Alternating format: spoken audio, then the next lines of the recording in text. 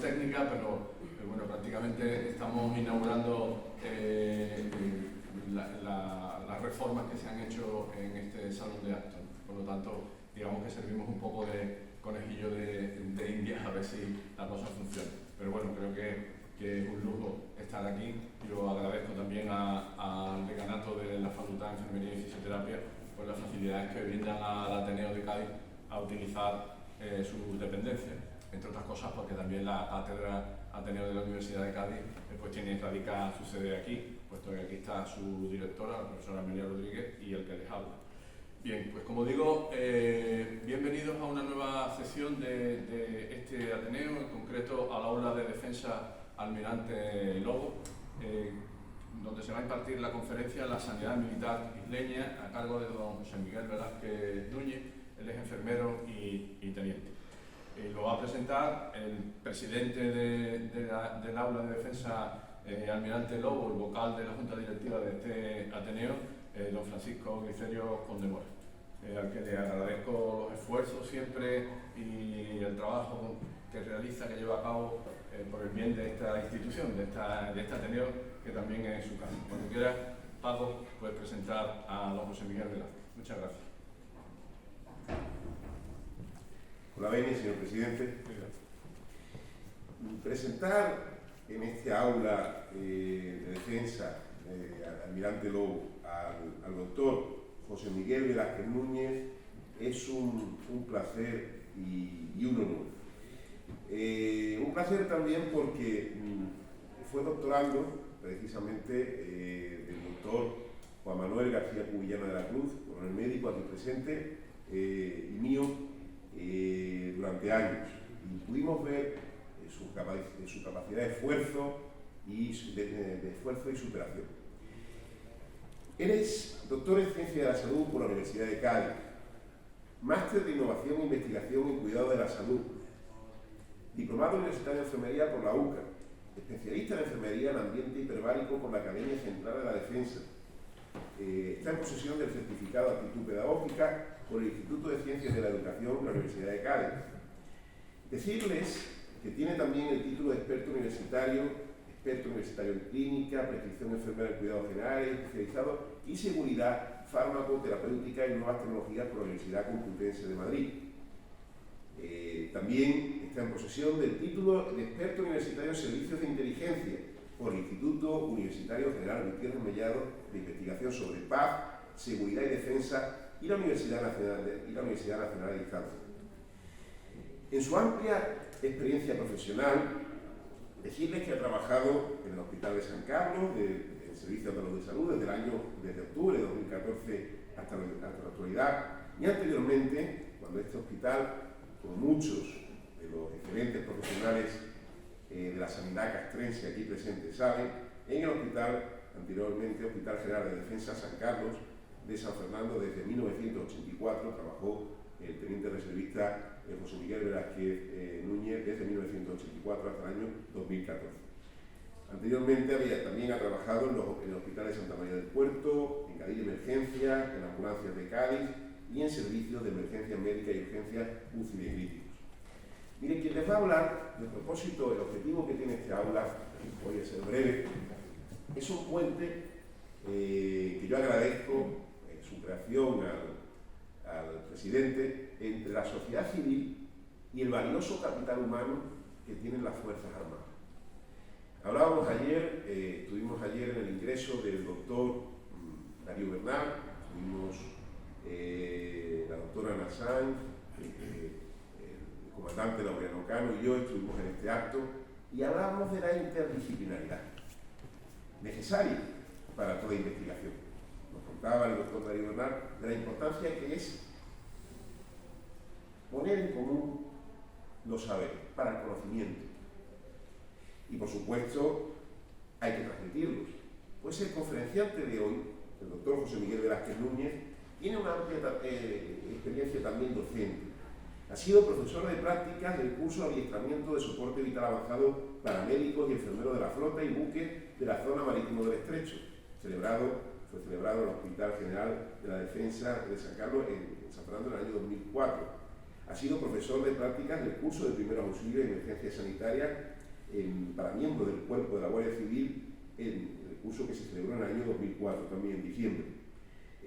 Anteriormente, profesor de prácticas del primer máster de reanimación y medicina de emergencia de la Universidad de Cádiz entre los años 1988 y 99, 98 y 99, ponente en el 24º Congreso Nacional de la Sociedad Española de Enfermería Intensiva y Unidades Coronarias, celebrado en Madrid en junio de 1998, ponente en la 5ª reunión del Grupo de Nutrición del Sur, celebrado en Argentina en marzo de 2002, y profesor de cursos de emergencias y catástrofes, cuidados de enfermería al paciente anciano, urgencias, emergencias y catástrofes, soporte vital avanzado, así como de seminarios sobre cuidados críticos y docente también en el máster de enfermería, urgencias, emergencias, catástrofes y acción humanitaria de la Fundación San Pablo Feo Andalucía y SAM, celebrado en Sevilla entre los años 2019 y 2020.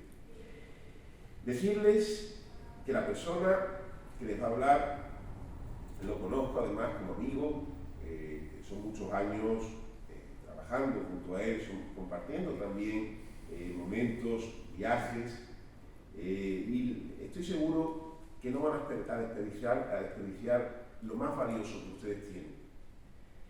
Lo más valioso que tenemos es el tiempo, y por eso yo agoto el mío y les digo que no les va a defraudar invertir el tiempo suyo en escuchar al doctor Velázquez Núñez. Muchas gracias.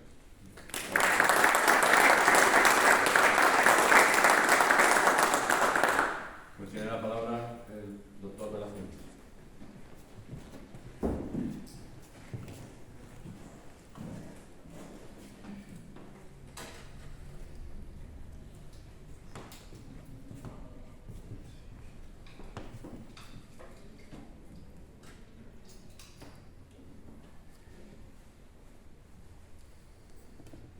Vuestro primer coronel, por la línea, señor presidente, doctores, ateneístas, doctorandos, compañeros, señoras y señores.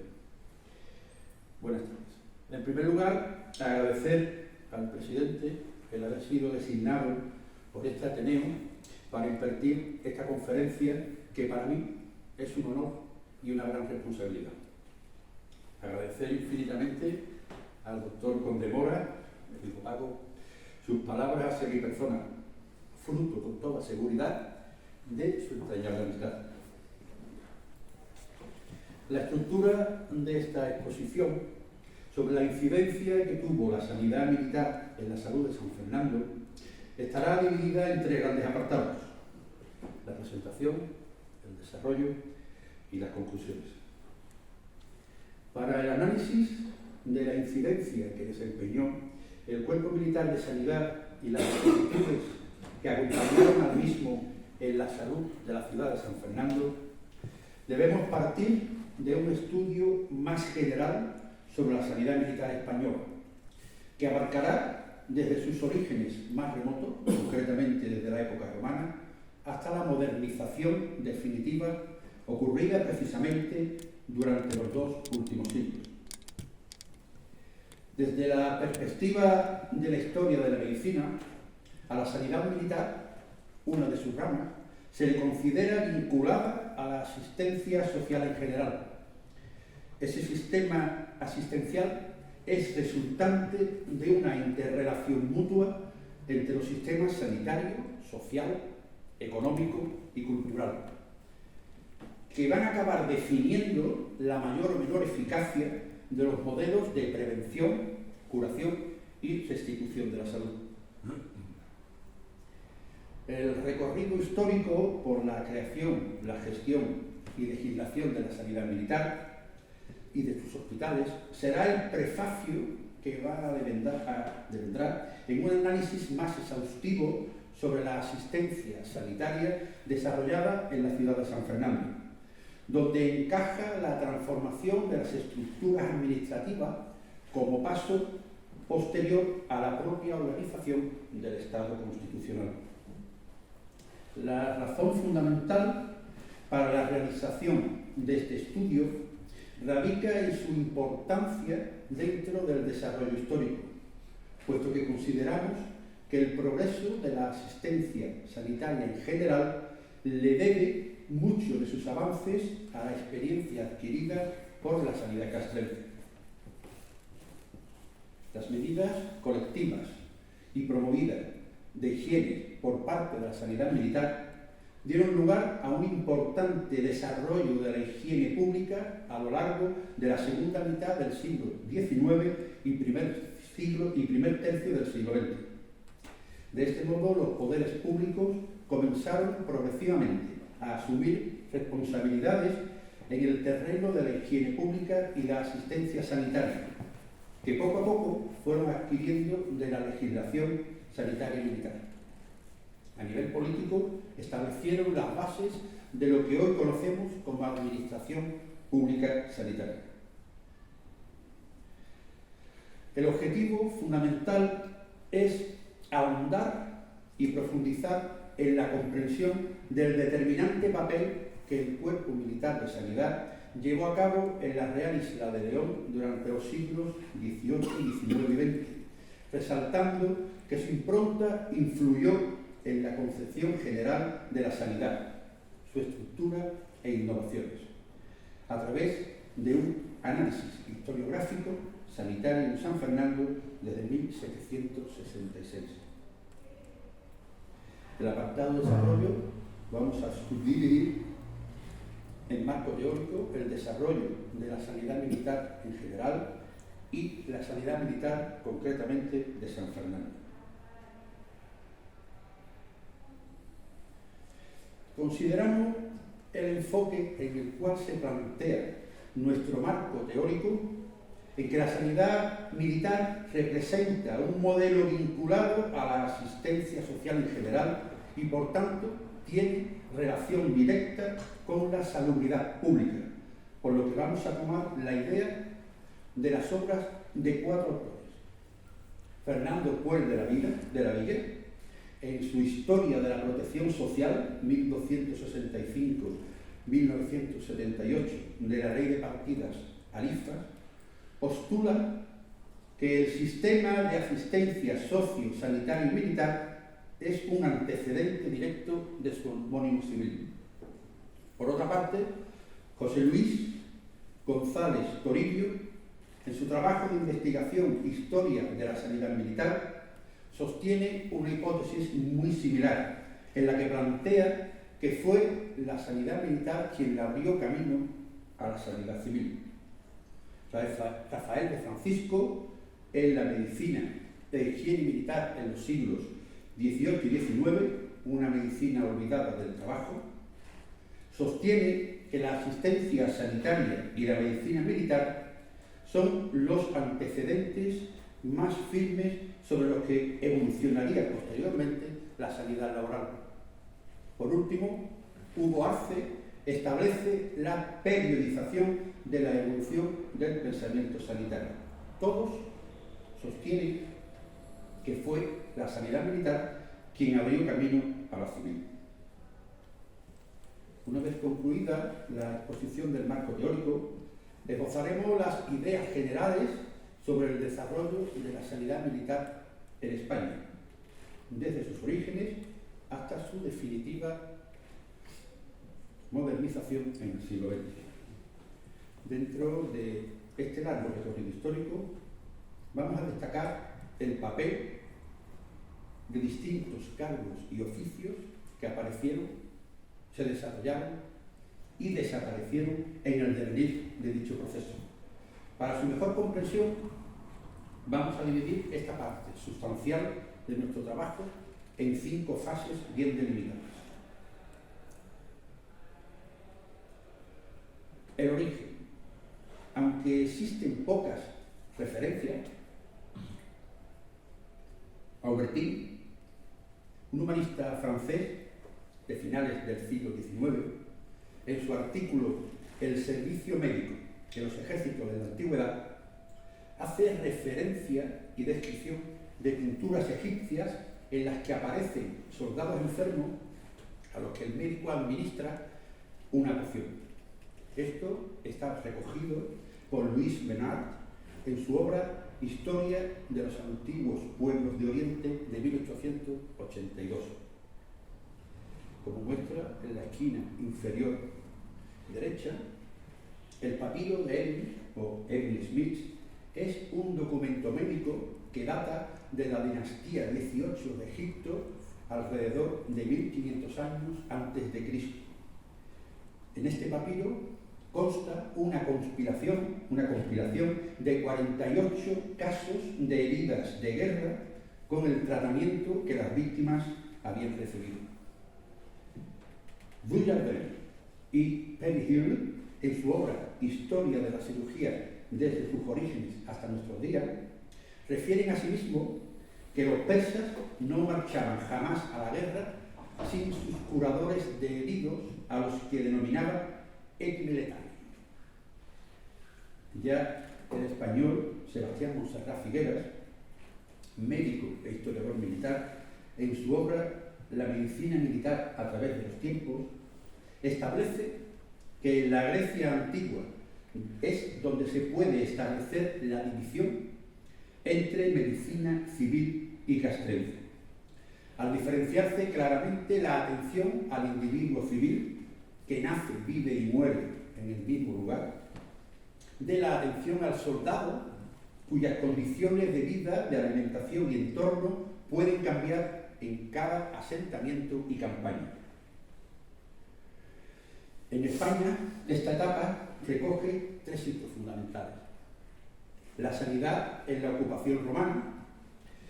Podemos considerar que los romanos crean el primer antecedente histórico de una sanidad militar organizada y estructurada.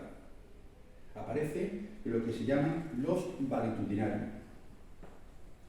Por otro lado, en las prácticas sanitarias de la ocupación islámica, otra de sus patas, el Kitab al-Tahrís fue quizás la enciclopedia médica árabe más influyente escrita hacia el año 1000 de nuestra era, por Abu al-Qasim al-Zarawi, más conocido como Abu Qasim, que es considerado padre de la cirugía moderna.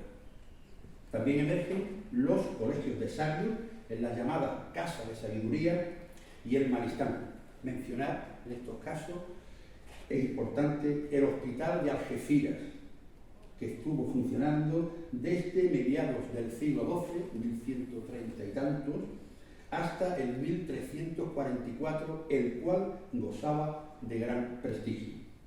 Y por último, la Reconquista cristiana, donde aparece el primer hospital de campaña, en la batalla de Toro, el 1 de marzo de 1476.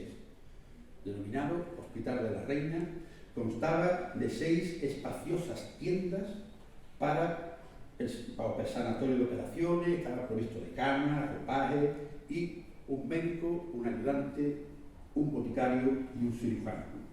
Nace el concepto de hospital militar.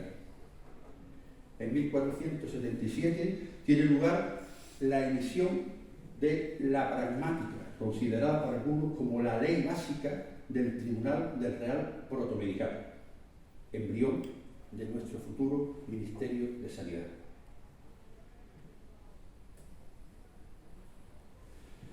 La segunda etapa es la etapa, podemos considerarla, de organización. Es el periodo correspondiente a la monarquía de los Habsburgo, durante los siglos XVI y XVII. Tiene lugar, en esta época, la primera ordenación legal, que es de 1522, en la que obligaba la presencia de un facultativo a bordo. La atención sanitaria de la Armada fue organizándose de acuerdo a las ordenanzas para las carreras de India, que estaban compiladas entre los años 1590 y 1666. En esta época son también los avances en la medicina, como el cambio en la terapéutica de las heridas gracias al cirujano Ambrosio Parejo, en la cual sustituye la hemostasia mediante cauterio cauterio que se hacía con aceite hirviendo en esa época, por la ligadura de vasos y el desvidamiento de heridas. También aparecen los avances en la medicina terapéutica, pero más bien llevada de alta mar, como la del escorbuto, ¿verdad? Es frecuente atribuir al médico naval escocés James Lind, que vivió en el siglo XVIII, la identificación de la causa del escorbuto y la manera de prevenirla y curarla, añadiendo cítricos a la dieta. Pues bien, sin embargo, podríamos decir que los españoles ya conocíamos el uso de cítricos como remedio desde la segunda mitad del siglo XVI, más de 100 años antes del nacimiento de James Lind, gracias a un tratado, al de Fray Agustín Farfán, en 1579, bajo el título Tratado breve de anatomía y cirugía y de algunas enfermedades médicas. Ya en las ordenanzas de Carlos V, en 1534, aparecen las reglas para la cuenta y razón del ejército. En 1584 aparecen las primeras plantillas y normas de actuación en los hospitales. Se planifican qué hace el médico, qué hace el cirujano, el boticario, el barbero y el salgador. Se realizan y se empiezan a formar hospitales de campaña que son capaces de desplegarse en cualquier lugar del imperio. Son los hospitales embarcados, formaciones muy complejas en esa época, que estaban designadas como hospitales reales del ejército y de la armada. Los barcos que la transportaban eran las llamadas urcas de hospital. La atención directa de las personas hospitalizadas era llevada a cabo por enfermeros que, coordinadas por un enfermero mayor, supervisaban el estado de la sala, el reparto de comidas y el cumplimiento de los tratamientos prescritos. En esa época destacan como protomédicos Andrés de Salio, Dionisio Daza Chacón y el divino Vallés. En cuanto a la armada, su ideal era disponer de hospitales propios regentados por personal de marina y con médicos y cirujanos expertos en las enfermedades de la gente de mar. Surgen así el primer hospital, el Hospital del Puerto de Santa María, en 1613, el Hospital del Rey en Cádiz, en 1634, y el Hospital Real de Galeras de Cartagena, en 1621. La asistencia se extendió al ámbito social, concretamente en el año 1632, la corona dictó en la ordenanza de Felipe IV la primera en que reconocía la pensión vitalicia. Inicialmente, cada una de las coronerías, llamadas así, después ese nombre cambió a tercio, tenían asignado un médico, un cirujano, 3 ayudantes. Cada compañía, un cirujano y varios barberos que podían actuar como cirujanos en caso de agobio y a las órdenes siempre del equipo de médicos y cirujanos de cada uno. La tercera etapa es la etapa de la reorganización radical, que pusieron en marcha los reyes de la nueva dinastía de los Borbones a partir de su advenimiento al trono en el año 1700. Estaban inspirados en la idea de la Ilustración. Uno de los aspectos más destacables son las reformas a nivel sanitario de la coordinación entre la enseñanza académica de la medicina junto a la práctica ejercida dentro de los hospitales militares, conceptuados ya desde una mentalidad científico-docente. En 1721 tiene lugar por Felipe V el primer reglamento de servicio sanitario del ejército, que puede ser considerado como la carta fundacional del Cuerpo de Sanidad Militar, al crear las escalas de antigüedad, derechos y obligaciones del personal. Entre los deberes del personal sanitario incluía atender a la tropa en sus enfermedades en tiempo de paz. Aparece el Reglamento de Hospitales Militares de 1739 y tiene lugar la primera separación de poderes entre administración y sanidad. Confían la administración, organización y dirección de los hospitales militares al Contralor, que es en este caso, o en la actualidad sería el gerente, y aparte la dirección sanitaria. Ahí es la primera división que existe. En este siglo importantísimo se crean los Reales Colegios de Cirugía de Cádiz, 1748, Barcelona, 1764 y Madrid en 1787.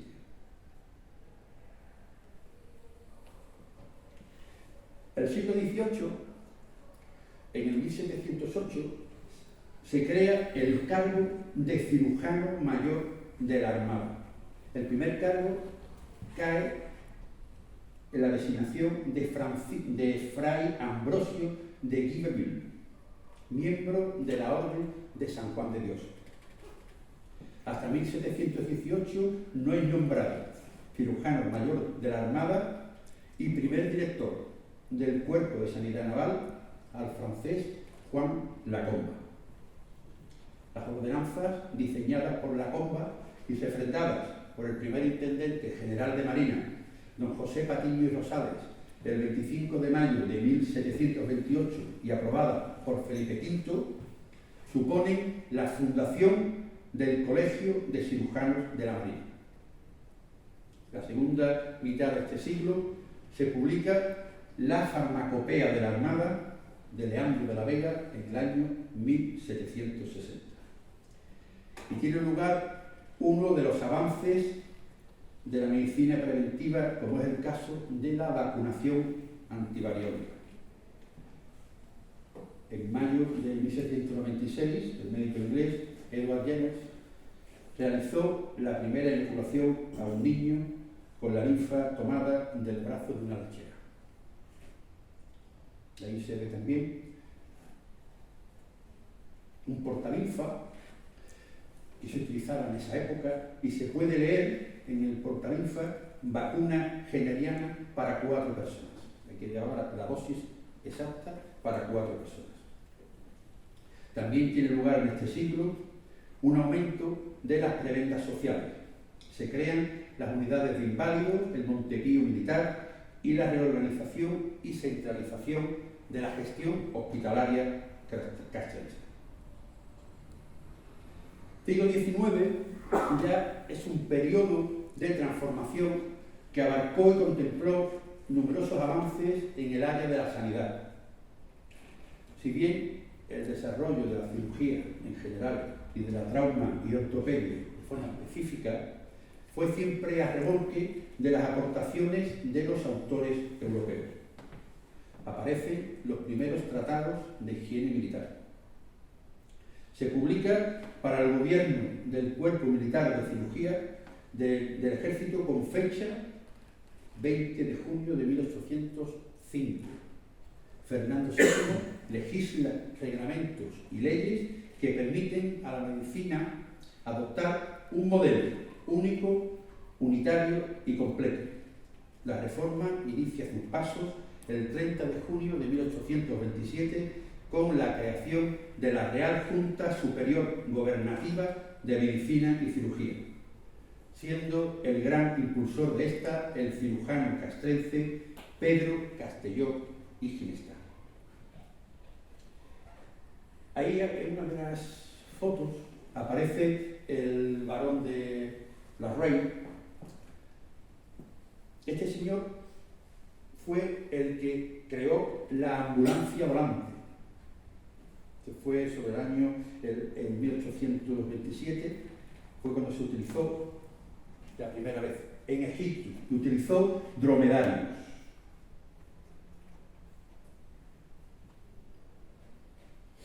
El 2 de junio de 1829 aparece el reglamento para el gobierno y régimen del Cuerpo de Médicos y Cirujanos. Este reglamento crea dos categorías únicas de facultativos: los médicos cirujanos por un lado y los cirujanos sangradores por otro. Para ser médico cirujano se precisaban 7 años de estudio y para ser cirujanos sangradores 3. El Real Decreto Orgánico del Cuerpo de Sanidad Militar del 30 de enero de 1836 aparece por primera vez la denominación de Cuerpo de Sanidad Militar como tal. En 1846 se unifican los estudios de medicina y cirugía mediante un reglamento inspirado por don Manuel Porro Ruiz, que en 1847 pasó a ser director general para el Cuerpo de Sanidad Militar. 3 de mayo de 1848, tras aprobarse un nuevo reglamento, el Cuerpo de Médicos y Cirujanos se denominó por primera vez Cuerpo de Sanidad de la Armada, siendo su primer jefe don Ramón Fossi Capdevila. En el último tercio del siglo XIX, coincidiendo con el acceso a la jefatura del Cuerpo de Bartolomé Gómez de Bustamante en 1868, el Cuerpo de Sanidad de la Armada sufre una importante reorganización e inicia un periodo de resurgimiento científico. En el Real Colegio de Medicina de Cádiz, el exponente fue Francisco Javier Lasso de la Vega y Horcajada. En 1873 tiene lugar el primer reglamento de hospitales donde deslinda perfectamente las funciones del director médico a las funciones del administrador o contrario.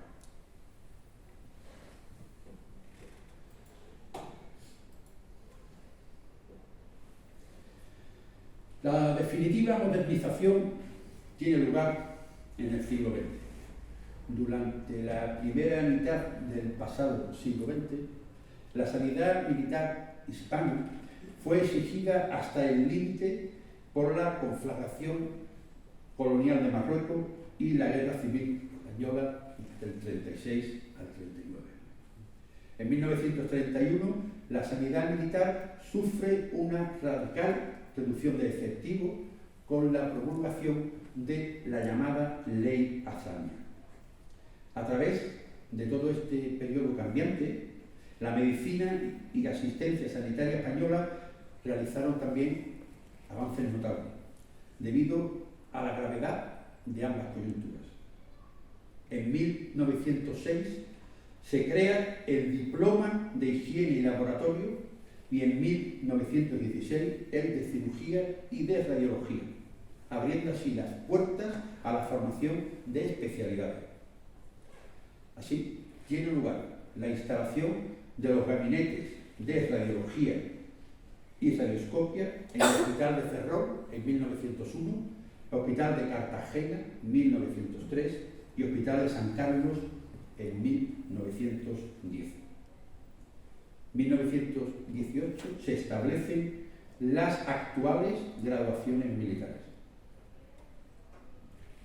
De igual modo, se establecen los ingresos por oposición y se publican sucesivos reglamentos en 1902, 13 y 1930. Las prestaciones sanitarias estuvieron marcadas por la incorporación de terapias tan revolucionarias como la introducción de las sulfamidas y los antibióticos, el método Trueta en el tratamiento de fracturas y heridas y la aparición de la anestesia epidural de mano de Fidel Pagés Virales. Ya el 23 de abril de 1940 se crea el Cuerpo de Sanidad del Aire. Ahí se sufre una reorganización y modernización de las especialidades médicas de la Armada en noviembre de 1952 y un acontecimiento importante es la creación del Instituto Social de las Fuerzas Armadas, lo que conocemos como el ISFAS. el 27 de junio de 1975. En 1990 se integran las sanidades de tierra, mar y aire, apareciendo el Cuerpo Militar de Sanidad del que hoy formamos parte. Tiene lugar, en este último tercio del siglo XX, un salto en la tecnología sanitaria, en una modernización de las prestaciones y, por último, emerge la asistencia internacional en misiones humanitarias auspiciadas por la ONU. Ahí aparece la imagen de todas aquellas misiones en las que está España por la ONU con fecha diciembre del 2022. Todo ese despliegue es el que formamos parte hoy en día. Para abordar el tema que forma la parte principal de nuestro trabajo de investigación, comenzaremos por un análisis historiográfico de la sanidad de San Fernando desde sus inicios con Villa, allá por 1766. En la isla existía un solo hospital fijo, que era el Real Hospital del Arsenal de Carracas, fundado en 1756. Bien es verdad que en circunstancias de sobresaturación se instalaron hospitales provisionales como el de Caserío de Infantes y el Caserío de Ricardo.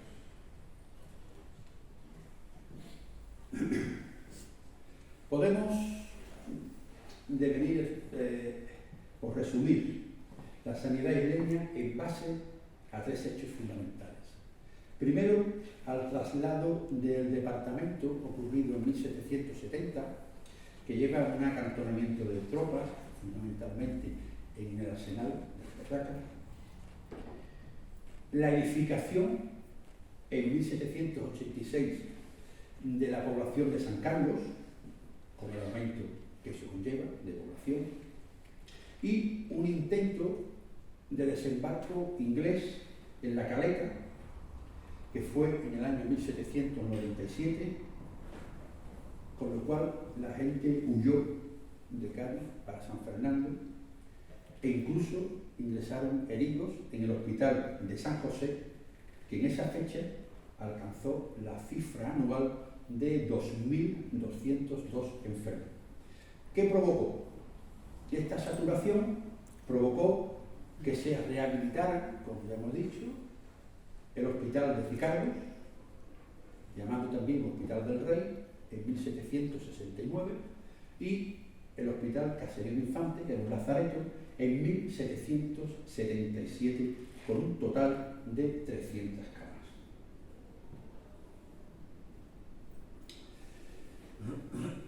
Hemos analizado en el trabajo la incidencia que tuvo sobre la salud pública general de toda la población isleña dos fundamentales: los conflictos bélicos y las epidemias. Hablando de los conflictos bélicos, una serie de ellos tuvieron lugar en los siglos de estudio y pusieron a prueba la infraestructura hospitalaria castrense de la localidad, certificándose las capacidades del personal sanitario para contener y erradicar las emergencias sanitarias debido a los numerosos heridos provocados por ellas. Batalla de Trafalgar. Al mando de la misma, que contaba con navíos españoles y franceses, estaba el almirante Pierre-Charles Sylvestre de Villeneuve. Tras la batalla ingresaron en el hospital de San José 30 militares, de ellos 10 franceses. Por el doctor García Cuyana, conozco que el mismo día 22 se atendió a un inglés procedente de un navío francés, el Foucault, que había sido apresado por los ingleses y que luego se había hundido a media milla de la costa, cercano aquí, entre Santipetri y Torregorda. El náufrago consiguió llegar a nado, por el caño de Santipetri hasta el hospital, pero falleció ese mismo día.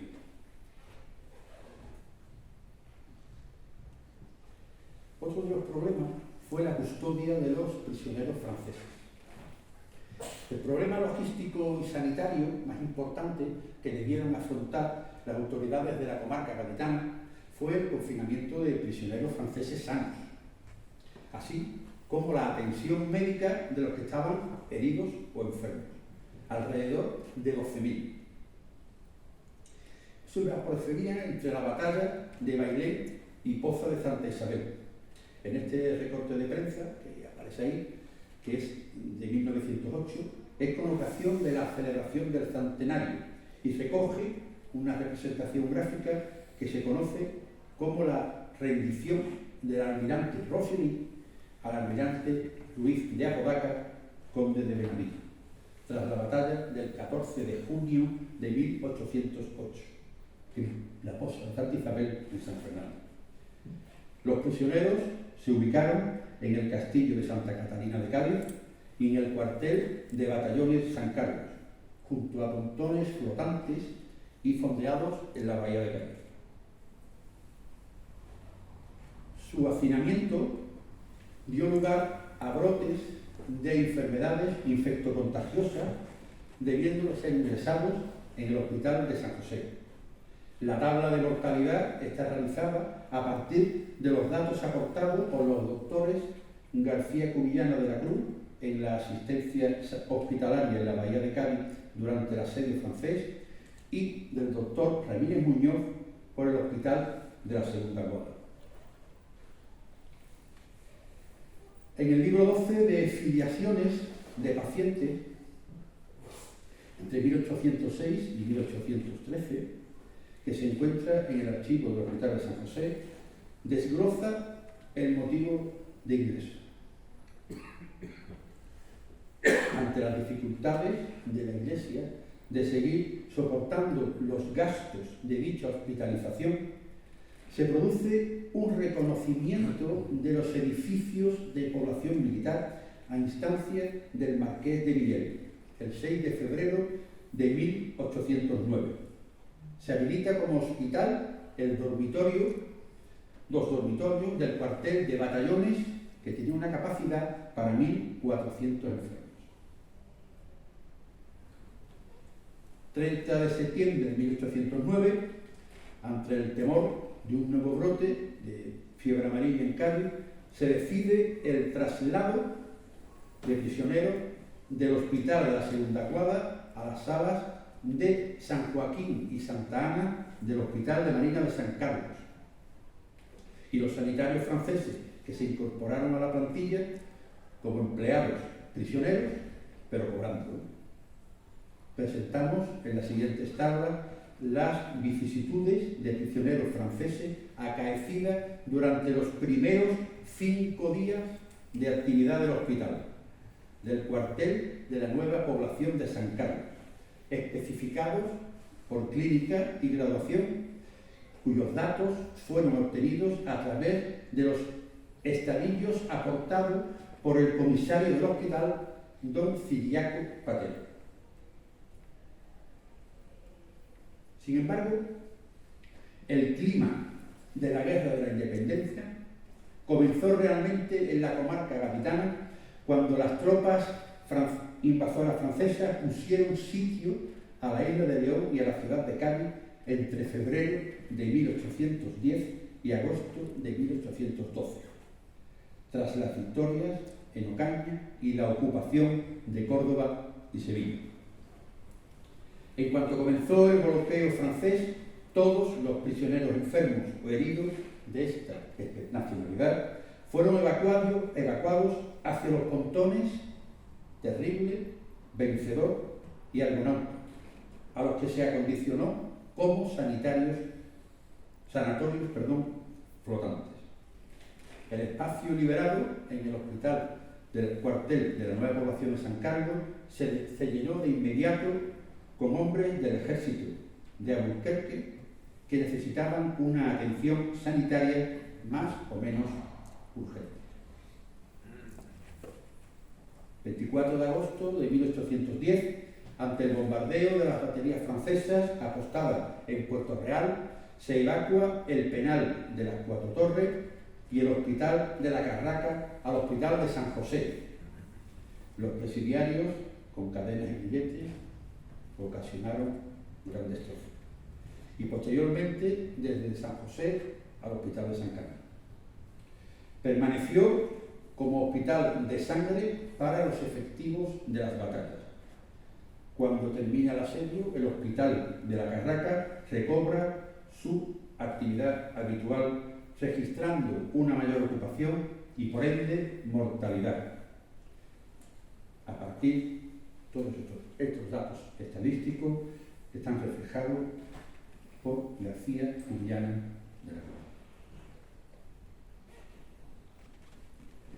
A pesar de ser un hospital de caridad de la Iglesia, durante el asedio francés recibió a un 28,5% de militares del ejército y un 24,3% de marinos.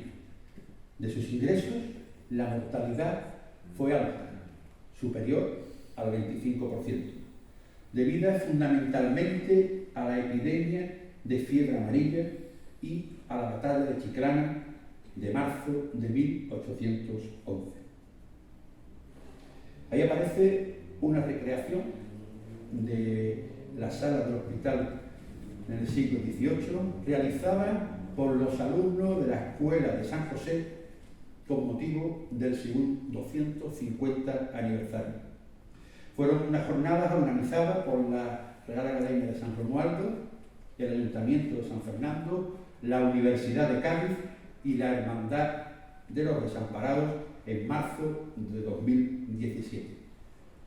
Esa recreación fue posible gracias a un gran amigo mío presente en esta sala, nuestro compañero Lau. Fue el que consiguió todos y cada uno de los detalles que se ven que parece que estamos en el siglo XVIII. Gracias, Lau. El Hospital de San Carlos estuvo bajo la jurisdicción del Ejército hasta el año 1836, que fue transferido a la Armada. Parte sanitario del mes de febrero de 1812 y expedido por el protomédico del Real Colegio de Cirugía, doctor Francisco Flores Moreno, como superior jerárquico. Fue publicado en el periódico de Cádiz el redactor general.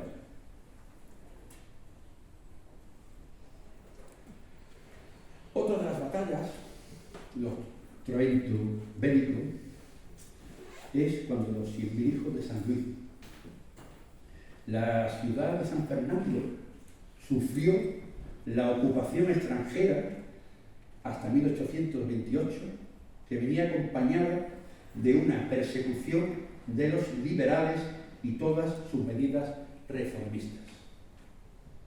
Tras el trienio liberal, 1820 y 1823, por el pronunciamiento acaecido en las cabezas de San Juan por el teniente coronel Rafael de Riego, en la que se ponía fin al sexenio absolutista de Fernando VII. En Europa se crea la Santa Alianza, Francia, Austria, Rusia y Prusia, en apoyo del depuesto rey Felipe VII.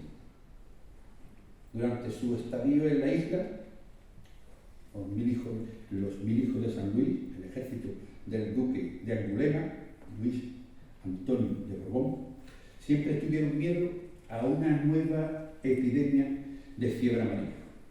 En 1824, mes de junio, se rehabilita el Hospital de las Anclas, que es el que estaba el Hospital de Ricardo, que albergaba en su dependencia el laboratorio de mixtos y el Real Cuerpo de Artillería, teniendo que ubicarse este último en el Real Carenero de la Puente.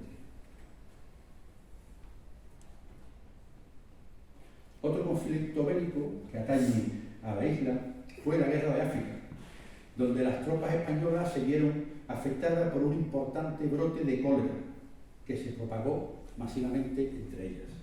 Los hospitales de San José y de San Carlos fueron utilizados como nosocomios de retaguardia, al igual que los comedores del actual tercio de la Armada, el cuartel de batallones de San Carlos.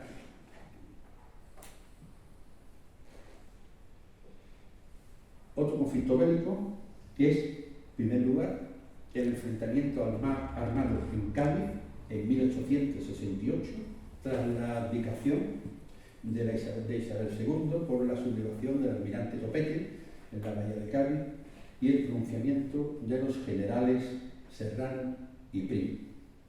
En los primeros días de diciembre, entre el 5 y el 8, tiene lugar un enfrentamiento armado en Cádiz entre los batallones voluntarios de revolucionarios, mandados por Fermín Sangochea, y las tropas gubernamentales. Esto estalló a raíz de una huelga de trabajadores del puerto de Santa María que empezó y se corrió el rumor de que las tropas venían para desarmar a todas estas, y lo que consiguió fue que hubiera un enfrentamiento armado. Esto acabó cuando la llegada del general Caballero de Rodas con 8.000 soldados de infantería que consigue la rendición incondicional de los misioneros.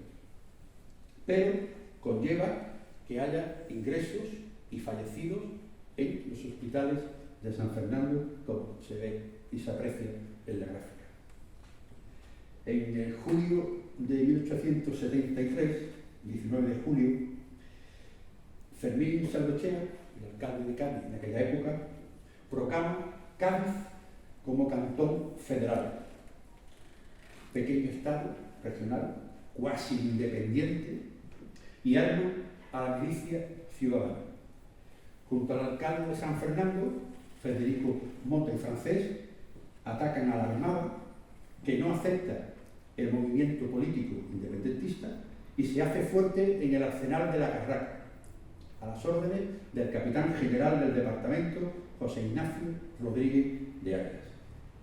Entre el 22 de julio y el 5 de agosto se suceden los combates entre los cantonalistas al mando del alcalde Mota Francés y la Armada, replegada en el arsenal. Entre los fallecidos, asistidos en el Hospital de Caridad de San José, figura la del propio alcalde, que murió a la edad de 35 años junto a otros dos artilleros por las quemaduras sufridas al reventar la culata de uno de los antiguos cañones que venían reforzados en hierro, en un intento de bombardear el arsenal de la carga. Durante el bombardeo, algunos de los proyectiles cayeron sobre servicios del Hospital de San Carlos, que fue evacuado en su totalidad e instalado durante 9 días en la casa de la condesa de Morales, lo que es el convento de las Madres Clarisas Capuchinas, que hace poco que ha sido trasladado. El Hospital de San José, en esa institución cantonal, fue habilitado como hospital de sangre. De los 37 heridos, 22 procedían de batallones y milicias voluntarias de Cádiz, Jerez y San Fernando, y 15 pertenecían al primer y segundo regimiento de artillería y segundo batallón de infantería de marina. Por último, la guerra civil, los años 1936 y 39.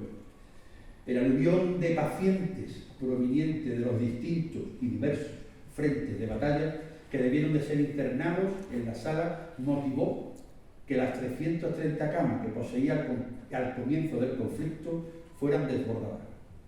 Para solucionar este problema se debieron añadir otros 100 lechos más instalados en un pabellón recién inaugurado para infectados de alto riesgo.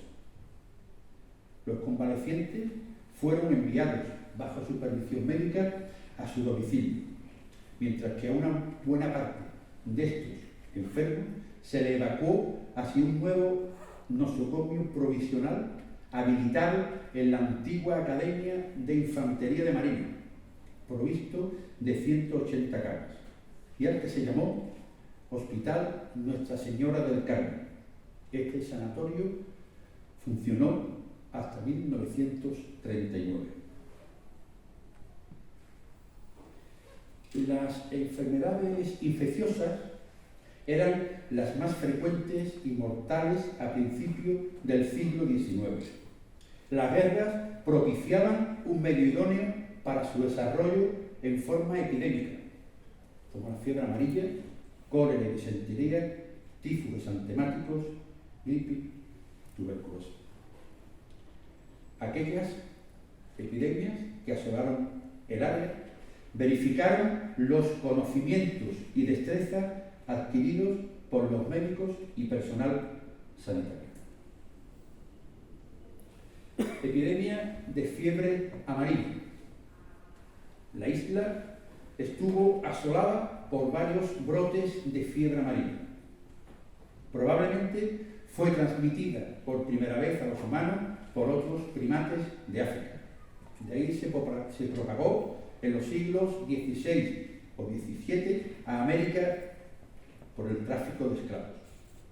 Está transmitida por el mosquito, el Aedes aegypti, y hay varias epidemias. La de 1800 se debió de enfrentar esta virulenta epidemia de vómito negro con escasos medios que disponían para esa época. Se rehabilitaron los hospitales provisionales de Marina de las Anclas, Infantes y el Hospicio de San Francisco. Se refieren 4.000 fallecidos. Epidemia de 1804. Se habilitaron los lazaretos de las caserías de Albendas, Sextina e Infante, y un hospital provisional en el Real Carenero del Puente Suazo, conocido como San Caralampio. En la epidemia de 1819, los hospitales militares de San Carlos y La Carraca fueron los que soportaron una mayor presión asistencial y mortalidad. Por tanto, por tal motivo, fue necesario habilitar nuevamente el Hospital de Convalecientes del Puente Suazo. Estos datos están recogidos en los parroquiales por la licenciada en Historia, doña Ana Arnaiz Núñez. Epidemia de cólera y disentería. Asimismo, hubo de enfrentarse a brotes epidémicos de cólera y disentería en diversos periodos. Filippo Pacini, en el centro de la viaje, aisló el bacilo Vibrio cholerae, el bacilo del cólera, en 1854, 30 años antes que Koch. Se ve preparado donde claramente se identifica al bacilo del cólera, se encuentra en el Anatómico de Florencia. Las tablas están realizadas según datos aportados por el doctor García Cubillana de la Cruz. En 1838 se registren en las partidas de defunción las causas del fallecimiento que acrediten los facultativos. En 1854, el por entonces alcalde de San Fernando, el señor Patri, a la par capitán general del departamento, hace referencia a que fuesen los facultativos y practicantes del sanatorio de San Carlos los que visitasen y atendiesen a los enfermos situados en la casería de Ocio y en la población militar. En 1885 se estableció una cuarentena alrededor del penal de Cuatro Torres, donde se llegó a detectar algún caso, y en torno al lazareto de Infante. Una de las monografías que aparece ahí es la bomba de cólera infectada de Global State, que fue Snow, que fue el que descubrió cómo se propagaba la cólera, y se vio que era a través del agua. En Londres, un distrito había que era el que principalmente hacía mayor número de fallecimientos, y era porque estaban más afinados, tenían peor limpieza, y todas las aguas fecales iban al propio río, que era donde luego sacaban el agua, y por eso se terminaban infectando.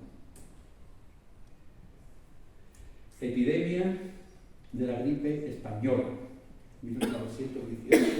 1918-1919, ya en el siglo XX. Mal llamada gripe española. El primer caso se dio el 4 de marzo de 1918 en Fort Riley, en Kansas. Recibió el apelativo de gripe española porque la pandemia ocupó una mayor parte de la prensa española, ya que nosotros no estábamos en guerra, en la Primera Guerra Mundial, y por tanto no tuvimos que censurar la información de las bajas que nos ocasionaba la epidemia, como ocurrió en países europeos y en América. Por tanto, quien más bombo le dio fueron los españoles, y por eso se quedó como la gripe española. A fin de prevenirla y tratarla, el por entonces director del Hospital Militar de San Carlos, don Enrique Navarro Ortiz, redactó, junto con el subdirector médico del mismo, Vicente de las Barreras y Arruabarrena, y el médico mayor, don Alfonso Núñez Buigas, una memoria reglamentaria referente a dicha enfermedad. Se registraron en el Hospital de San José en el año 1918 un total de 144 ingresos con 28 fallecimientos, 17 hombres y 11 mujeres, con una mortalidad bastante baja, solo el 19,44%.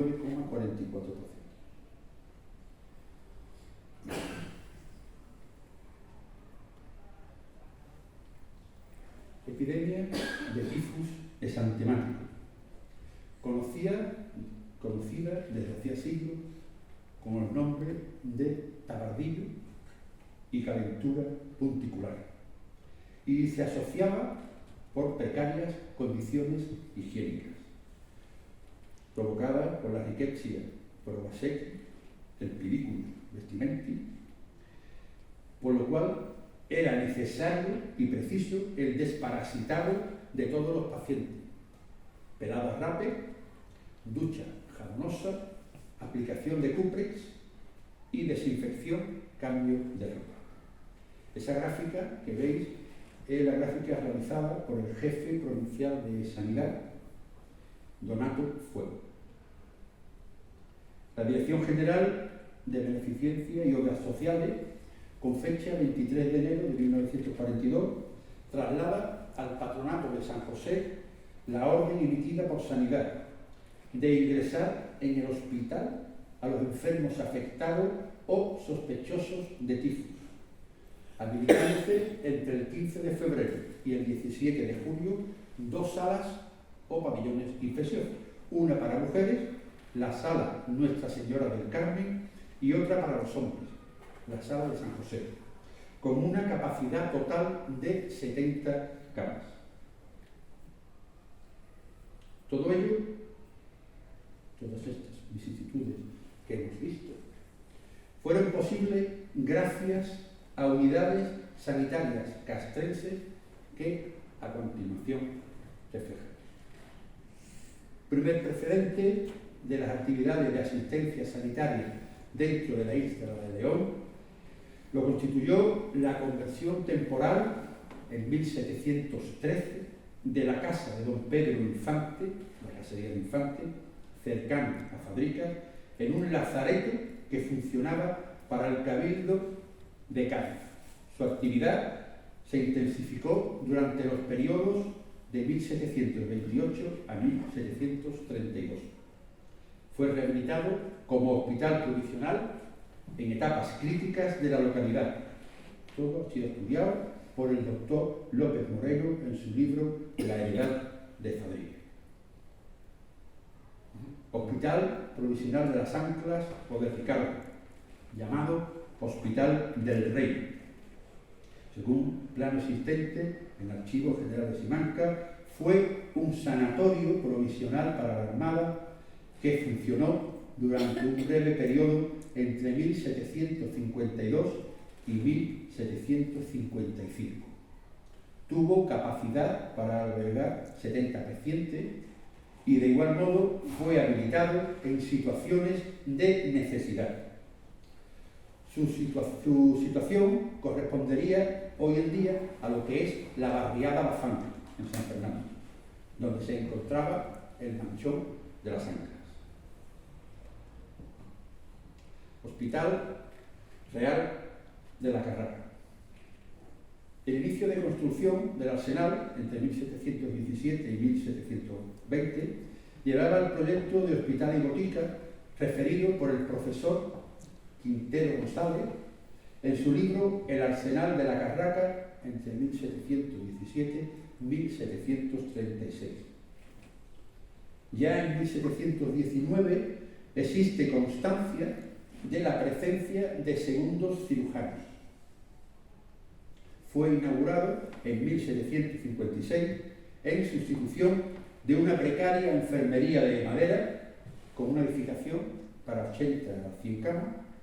La plantilla del hospital, casi al 100%, procedían del Real Colegio de Cirugía de Cádiz, y la extinción de dicho hospital se hace efectiva el 20 de marzo de 1821, documento que se encuentra en el Archivo General de Marina, el legajo 3073, folio 1 y 1. Hospital de Caridad de San José, fundado por el obispo de Cádiz y vicario general de la Armada, Fray Tomás del Valle, en 1767. La capacidad en sus inicios eran de 2 salas, aunque posteriores ampliaciones llegaron a existir 7 salas, haciendo un total de 130 camas. Si bien el comienzo de su andadura fue como hospital de caridad para desempeñar la beneficencia municipal, debió adaptarse a las necesidades del momento, transformándose en ocasiones en sanatorio militar. La plantilla estaba formada por civiles y militares del Real Colegio de Cirugía de Cádiz, entre los que podemos destacar a Francisco José Martínez, José Salvaresa y Ramón Fosí Capdevila. Real Hospital Provisional del Puente Suazo. Su actividad fue bastante efímera. Discurre desde el 17 de octubre de 1804 hasta el 2 de marzo de 1805, durante la epidemia de fiebre amarilla. Fue habilitado como hospital provisional en el Real Carenero de los Puentes Suazo, al igual que lazaretos como las caserías de Vendas, Centinas, Infantes y Ricardo, en situaciones de sobresaturación, conocido como San Carlos. Hospital Cuartel de la nueva población de San Carlos. A instancias del Marqués de Villel, el conde de Amiens, el 6 de febrero de 1809 se realizó un reconocimiento de los edificios de la población militar de San Carlos por profesores del Real Colegio de Medicina y Cirugía de Cádiz, don Manuel Padilla y don Antonio Alfaro, con el fin de buscar sitio donde instalar un hospital que tuviera una mayor capacidad, alrededor de 1.400 camas, para la asistencia de los prisioneros. En un principio se pensó en establecerlo en el Colegio de Guardiamarinos, hoy la Escuela de Suboficiales de la Armada. Finalmente, un ingeniero naval, Antonio Prats, primer ayudante del Marqués de Ureña, Gaspar de Molina y Saldívar, y director de las obras de la población, tras el fallecimiento de este en 1806, propuso habilitar como hospital los dormitorios del cuartel de batallones, cuartel TEA, ubicados en la zona opuesta a la entrada principal del TEA, y de este modo se inicia lo que es la trayectoria, podríamos decir así, del antiguo Hospital de San Carlos, cuya finalización 1981.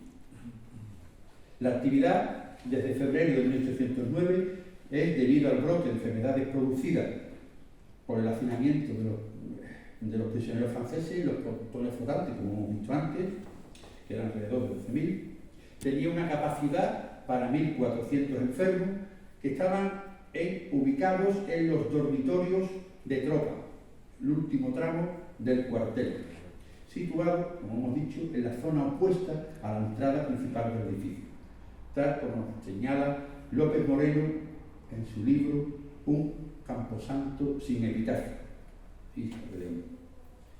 Médicos y practicantes franceses prisioneros, también lo hemos comentado, fueron incorporados a la plantilla con el goce de sus correspondientes sueldos entre septiembre de 1809 y enero de 1810. Hospital de San Carlos, al que otorgaremos un lugar especial por la importantísima labor realizada inicialmente en febrero de 1809 en el cuartel de batallones y tras el fin del asedio 1812 en el recientemente terminado convento de los franciscanos. Su primer director fue don Antonio Alfaro, al igual que su homólogo civil de San José, pasó por verdaderas épocas de penuria, precisando de la aportación de los vecinos y de las arcas municipales. Fue el primero en abrir sus puertas a la colaboración sanitaria con las Hijas de la Caridad de San Vicente de Paúl, en el año 1870. En plena guerra civil y ante el desborde del mismo, se habilitó un nosocomio provisional en la antigua Academia de Infantería de Marina, provisto de 180 camas y en la que se llamó Hospital de Nuestra Señora del Carmen, también ya referido. Su azarosa historia le acompañó hasta su desaparición, cuando fue demolido de forma intempestiva en 1981.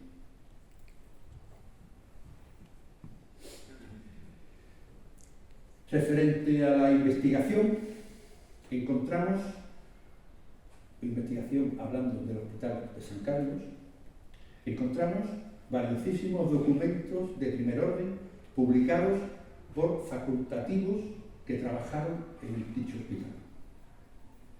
Por ejemplo, la transfusión sanguínea en 1881 por José María Robles y Villar, el empleo quirúrgico del cloroformo en 1892 por el Boletín de Medicina Naval por Ildefonso Sanz y Doménez, y el Boletín de Medicina Naval fue una revista que fue fundada y dirigida por el doctor Enostardo, que servía como órgano de expresión a los facultativos de la Armada, quedando ahí plasmado el saber médico-quirúrgico de la sanidad de la Armada de la época.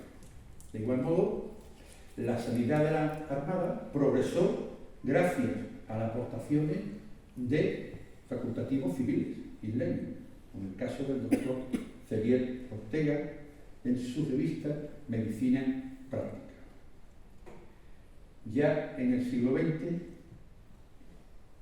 también podemos ver importantísimos hitos como son don Juan Martínez Muñoz, don Mariano Grau Esbert y don Francisco Aranda Calleja, son los responsables del primer implante de marcapaso definitivo en la Armada en el año 1976. La introducción de la cirugía laparoscópica fue en 1984 por el coronel don Rafael Benvenuti Espejo. Referente a la docencia, el Hospital Militar de San Carlos ha realizado una enorme labor impartiéndose asignaturas de doctorado, de libre configuración, seminarios, prácticas de enfermería a los alumnos de la Facultad de Medicina y de la Escuela Universitaria de Enfermería San Luis Firmón. Fue muy significativa el contar con la presencia en 1998 del bioquímico y Premio Nobel de Medicina del año 1992, Edmond Fischer.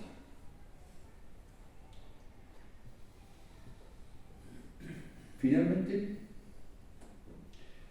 en las conclusiones podemos decir que este embrionario sistema de salud fue fruto de la actuación frente a la emergencia sanitaria de proporciones nunca vistas. A través de una muy incipiente red de infraestructura hospitalaria castense alrededor de un nosocomio civil. Hasta 1836, la mayoría de sanitarios que ejercieron en la isla se habían formado en el Real Colegio de Cirugía de la Armada de Cádiz. Las primeras farmacopeas y formularios medicinales del barco procedían de la Armada. Hasta el último cuarto del siglo XIX, la sociedad civil y sanidad isleña estuvieron prácticamente militarizadas. Durante los conflictos bélicos y epidemias, los hospitales atendieron con independencia de su condición civil o militar. Médicos de la Armada han ejercido como directores de instituciones de sanidad. Sociedad Española de Higiene, la Unión Montañesa, el Gabinete de Análisis Clínico, Bacteriológico, la Cruz Roja. El Hospital Militar de San Carlos ha servido como referente para multitud de colectivos isleños. Las principales enseñanzas provenientes de la sanidad militar local han sido las referentes, ya reseñadas, farmacopeas y técnicas quirúrgicas, anestésicas y transfusionales. El Boletín de Medicina Naval y la Revista de Medicina Práctica sirvió como órgano de expresión, quedando plasmado el saber médico-quirúrgico de la sanidad de la Armada de la época. Muchísimas gracias por la presencia y la atención prestada. Fotografía extraordinaria, bajo mi punto de vista, que se aprecia el desaparecido archivo al lado del Panteón de Marinos Ilustres, el cuartel de batallones del TEA, el antiguo Hospital de San Carlos y lo que es el edificio actualmente de la Escuela de Suboficiales. Muchas gracias.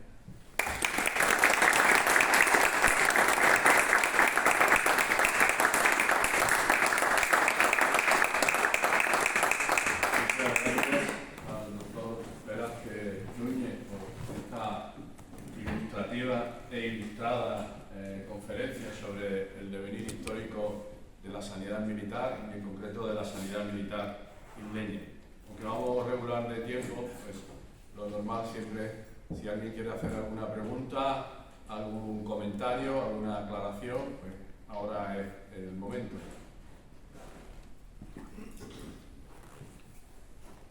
Doctor Cubillán.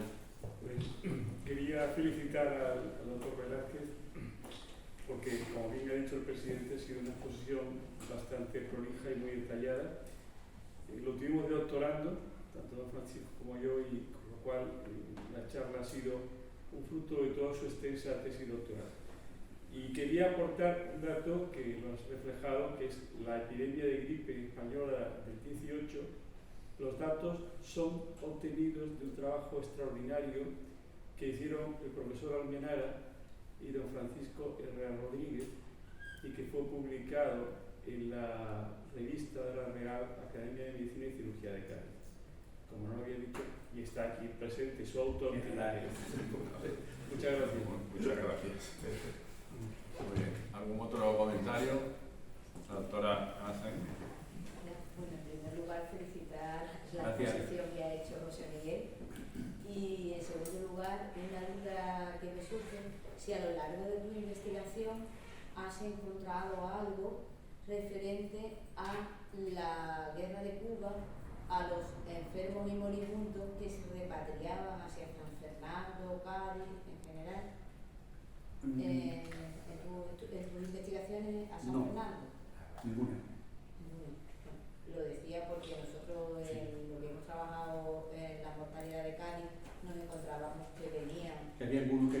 procedentes de la guerra de Cuba, finales del fundamentalmente militares, voluntarios, etcétera, hacia el castillo de Santa Catalina. Bueno, eso lo puede saber el profesor Almenara, que también ha sido director de mi tesis como el profesor de verdad. Por eso, y me ha surgido la duda, digo, después de tanto... No, porque realmente donde nos seguimos fue de lo ocurrido en San Fernando. Sí. Entonces, quizás por esa parte no atendimos, ni mis directores de tesis ni yo, atender lo que es la guerra de Cuba. Es verdad que sería interesantísimo haber reflejado también. Hay una tesis doctoral que estamos dirigiendo el doctor García Cubilla León, precisamente. Hay documentación en el Casino Gaditano, precisamente, sobre el tema de la repatriación de Cuba en 1898 en el Hospital de San Juan de Dios. Hay documentación también. Y estamos trabajando con la tesis del capitán enfermero José María Montero, que lo está haciendo sobre el Hospital Real. Y ahí sí estamos haciendo un análisis desde el año 1667, siglo XVII, en el reinado de Carlos II de Hechizado, hasta los años 80 del pasado siglo, y sí que encontramos mucha documentación en varios archivos, en varias fuentes documentales que nos hablan de la hospitalización de repatriados de Cuba. Ahí sí tenemos. Eso se espera dentro de poco, la que se leerá, etc. Como bien dice Licerio, San Carlos tuvo mucha importancia en la Guerra de África, 1860, que realmente se habilitaron los pabellones del cuartel de batallones de San Carlos. Pero sin embargo, en la guerra de repartición de Cuba, a San Fernando no llegaron pacientes, se quedaron todos en Cádiz.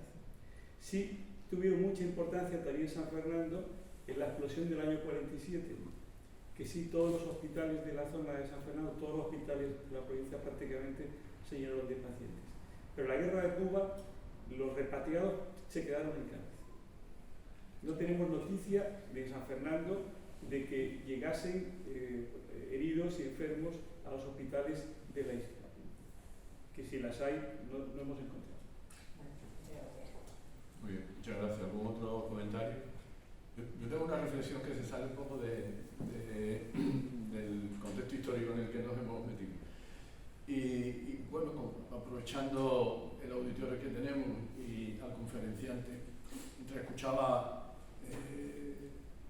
tanta importancia de la sanidad de la Armada, desde el Real Colegio de Cirugía de la Armada hasta prácticamente la actualidad, cómo viven o cómo han vivido los médicos y los enfermeros, en definitiva los sanitarios de la Armada, esa unificación en un solo cuerpo de la sanidad, en lugar de estar como estaba dividida por los diferentes cuerpos militares. ¿Cómo se ha vivido eso? Yo creo que desde el punto de vista mío, desde fuera, parece una pérdida. No sé cómo lo viven ustedes. Yo coincido con usted. Para mí, yo creo que fue un paso atrás. De todas formas, los coroneles, yo no dejo de ser reservista, aunque he pasado toda mi vida en el hospital militar de San Carlos y los he vivido desde que nosotros éramos suboficiales hasta que han llegado ellos, eran tenientes recién llegados. Yo creo que eso fue una manera, igual que ellos me pueden corregir perfectamente, de reducir personal. Creo que lo que hizo el IFAS al abrir a CISA, las compañías, empezó a diversificar la atención, con lo cual empezó a sobrar los hospitales personal. Primero, nosotros, el personal civil, que éramos atendidos por ellos, fuimos apartados, nos pasaron al SAS, la atención, tanto al propio trabajador como a la familia. Después, a los militares se les empezó a dar la posibilidad de coger seguros independientes, que no tenían nada que ver. Y yo creo que eso fue una forma en la que empezó Sanidad a darse cuenta, esto de alguna manera, ahora hay que reducir personal, ¿cómo hacemos? Sobre las 3 escalas hacemos una, le ponemos un uniforme, no sé quién lo ideó, y listo. Ellos son mucho mejor que yo. ¿Por qué? Muy bien. Totalmente de acuerdo. Creo, y con el permiso del presidente, pertenecían a la Armada, siempre tanto el comandante Laureano como el comandante coronel Laureano Cano, como el coronel médico Coronel García Cuyana, tienen el privilegio de usar, creo que el uniforme de la Armada porque pertenecían, ¿no?, antes del 89, creo. ¿Es así, mi coronel? Sí, eso es un atavismo que por lo menos nos permite resarcirnos del disgusto que todos descansos. Entonces, yo creo que, como todo en la vida, la sociedad y la evolución son ondas. Lo que destina España a la defensa no llega prácticamente al 1% del PIB. La OTAN está diciendo que tiene que subir porque las circunstancias del mundo son las que son. Nos gustaría que no existieran ejército ni policía, pero tenemos que defenderlos, por lo que ya lo vemos ahora mismo, ¿no? Entonces yo creo que habrá que dar un paso atrás, como han dado otros países, en que la separación se ha visto que la pérdida de sentimiento y de unión al ejército al que perteneces, después es muy difícil tú poder llevar eso a una fragata, a un Juan Sebastián de Elcano, a un ejército desplegado en Líbano, con lo cual probablemente, a lo mejor no lo vemos nosotros, pero llegará otra vez y que se volverá otra vez atrás y se volverán otra vez dentro de un cuerpo militar de seguridad, probablemente secciones diferenciadas. Yo es lo que creo que dirá, porque ahora mismo estamos bajo mínimos. Muy bien, pues muchas gracias. Con esa reflexión vamos a terminar, que vamos muy justo ya de tiempo. Recordar que estamos también en la Semana del Congreso Internacional de la Lengua Española, que este Ateneo participa con la exposición dedicada al bicentenario del nacimiento de Eduardo Benot, posiblemente el lingüista gaditano y lingüista más importante que ha dado este país, y está en el edificio Andrés Segovia, lo que era el antiguo policlínico de la Universidad de Cádiz, en horario de 9 a 2, y creo que merece la pena ser visitada. Pues muy bien, muchas gracias a todos y nos vemos en la próxima.